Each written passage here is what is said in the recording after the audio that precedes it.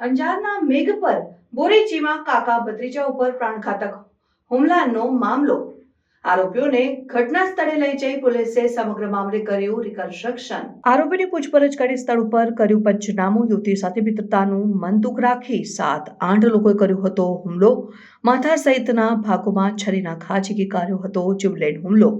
Anjar police મથકે જીવલેણ હુમલો, જાતિ અપમાનિત સહિતની કલમો હેઠળ નોંધાયો હતો ગુનો.